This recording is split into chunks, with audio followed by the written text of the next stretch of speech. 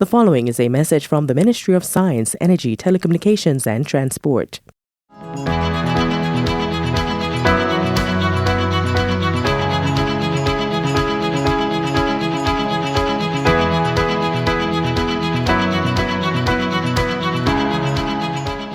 My fellow Jamaicans, good evening. For too long, the people of Jamaica have been unnecessarily burdened by the flawed negotiations in 2001 and 2016 by the previous PNP administrations, therefore not benefiting the Jamaican people. Our electricity prices remain among the highest in the region, and the system continues to show serious vulnerabilities, particularly in the face of hurricanes. This is unacceptable. We only have to remember Hurricane Beryl 1 year ago and the intervention that I as minister with the support of my administration had to make on behalf of the Jamaican people after JPS failed on several occasions to meet the restoration deadlines. The Jamaican people suffered severe inconveniences both economically and personally, and this must never happen again. The current license is deeply flawed and urgently needs reform. This past July presented us with a first opportunity in a generation to reform the system and put Jamaica first. Without decisive government intervention, the existing arrangements would have remained in place for at least another decade. The Jamaica Public Service Company currently holds a license to operate until July 2027. We have made it abundantly clear we will not renew the license on the same terms. In the meantime, JPS is required to continue operations under the conditions outlined in its existing licenses. The current electricity framework suffers from many issues, but I want to highlight 4 fundamental problems. 1. JPS holds a monopoly on transmission and distribution with a legal right of first refusal to replace generating assets. This stifles real and robust competition in the sector. 2. There is no independent system operator, which creates a conflict of interest in 2 distinct ways. JPS can prioritize its own generation, even when cheap alternatives exist.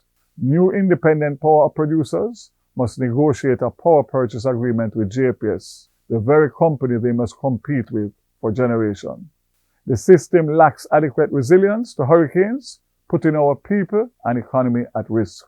There are insufficient incentives to reduce electricity losses, leading to inefficiencies that all Jamaicans ultimately pay for. Put simply, the existing license allows the licensee to maximize its profits without delivering corresponding benefits to the Jamaican people. The new electricity arrangements must achieve these clear goals: more competition in the sector, lower electricity prices, greater resilience during natural disasters, a cleaner, greener grid powered increasingly by renewables instead of imported fossil fuels. To achieve these goals, we will introduce greater competition in the electricity sector, implement stronger regulations where competition is limited, leverage technology and innovation to reduce system losses and improve reliability and resilience. These changes have been long overdue. The licenses negotiated in 2001 and 2016 by the previous PNP administration have not benefited the over 600,000 customers, affecting millions of Jamaicans. To make real change possible, this government has taken the necessary step of issuing a formal notice of its intention to purchase JPS, should that become necessary. Let me be clear.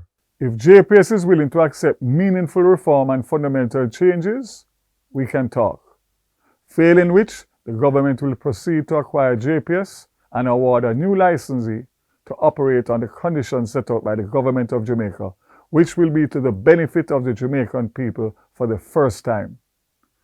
We are already in receipt of interest by several credible and serious potential investors who are ready to step in and deliver for Jamaica. Let me hasten to reassure the hard-working staff of JPS. Your jobs are not at risk. Regardless of who operates the system after 2027, the continuity of employment and the valuable expertise you bring to the sector will be protected. This transition is about reforming the system, not disadvantaging the people who keep it running every day. This is not about the government taking over the operations.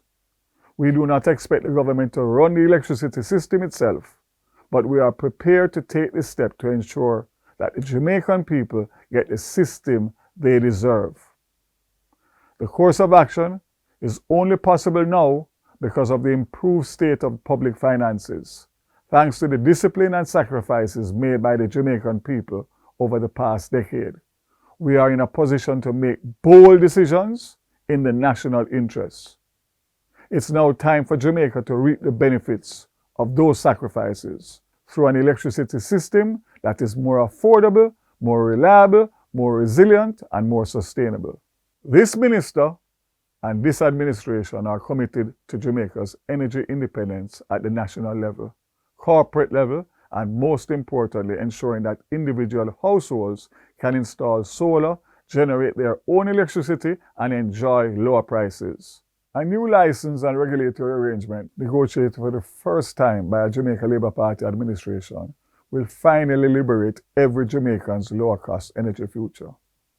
Jamaica, the choice is yours to decide. Let this minister and this administration do what the previous PNP administration failed to do on the last two negotiations. Thank you, and may God bless Jamaica. Have a pleasant evening.